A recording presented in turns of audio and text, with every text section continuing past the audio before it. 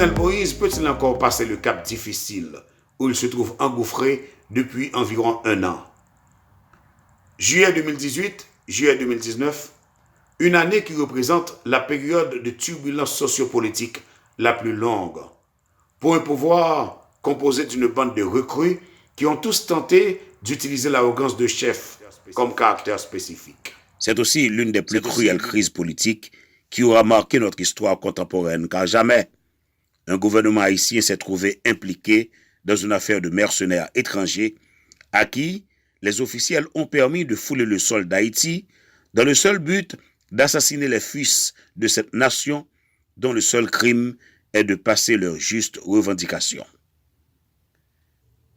Jamais un scandale de détournement de fonds n'aura fait couler autant d'encre et de salive jusqu'à faire jouer le clavier ainsi infiniment. Jamais un gouvernement n'aura fait montre d'autant de négligence et de passivité face à une si grande crise multidimensionnelle. Jamais un pouvoir politique n'aura autant fait fi des principes élémentaires et protocolaires dans ses démarches. Jamais la clameur publique dénonçant le comportement et l'implication d'une première dame ne s'est fait entendre à l'unisson, soit au cours de massacres effectués contre la population civile, soit dans des transactions qui ne relèvent pas de ses attributions. Jamais un président n'est entré en fonction avec un dossier aussi lourd que celui de blanchiment d'argent.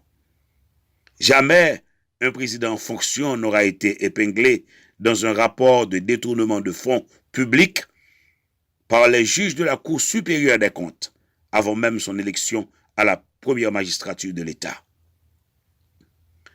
Jamais un président n'aura été accusé d'usurpation de titres, voire à un niveau aussi piètre. Jamais dans les annales de l'histoire nationale, on a vu presque tout le monde, y compris des enfants, passer en dérision le couple présidentiel. Jamais un président n'aura hérité d'un règne d'éloquence vulgaire et d'un titre de bandit.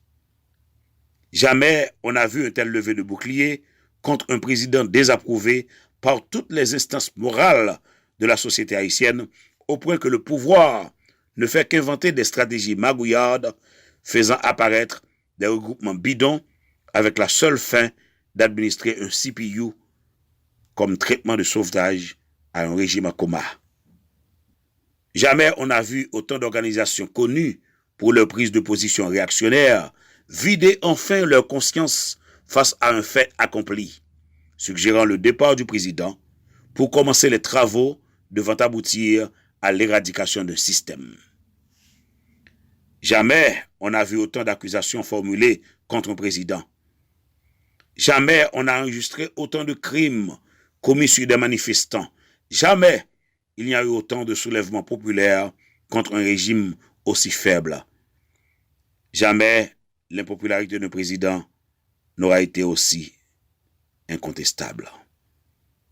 Cependant, reconnaîtra-t-on, du coup, ce gouvernement qui a changé beaucoup de têtes avant son mi-mandat a fait preuve d'une résistance à nul autre pareil, autant honteuse que sans la moindre pudeur. Jamais un président n'aura autant commis de disgrâce à l'administration dont il est appelé à s'assurer le bon fonctionnement. Aujourd'hui, cependant,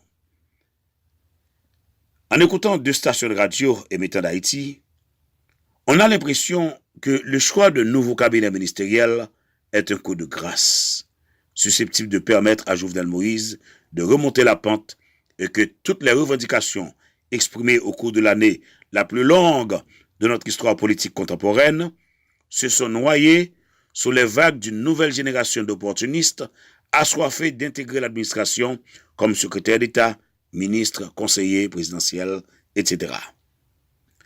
À suivre certaines stations, radio et télé émettant d'Haïti, les Haïtiens très peu informés, résidents d'outre-mer, reçoivent un message apparemment confus. Un message qui leur dit que le pays traversait une crise de Premier ministre et que demain tout ira pour le mieux, car les députés du palais, les députés parlementaires, parlementaires, que certains appellent les japprouves du palais, s'empressent d'aller au secours de leur prochain débit. Ils n'ont de souci que leur propre débit. C'est peut-être pour cela que nous avons omis de dire débiter. Passons. Maintenant, à quel nouvel épisode devrait-on s'attendre? Quand on sait qu'à la Chambre basse, une requête a été adressée par les députés de l'opposition pour, tenez-vous bien, la mise en accusation de Jovenel Moïse. De quoi l'accuse-t-on? Ne posez surtout pas une telle question à Garibodo, puisque nous avions entendu un journaliste rapporter la tenue d'une rencontre privée de présidents entre ceux des deux chambres et l'occupant du Palais national. À aucun moment, durant cette réunion, tenue à Pèlerin 5, résidence officielle du président, on a fait mention des intérêts de la nation.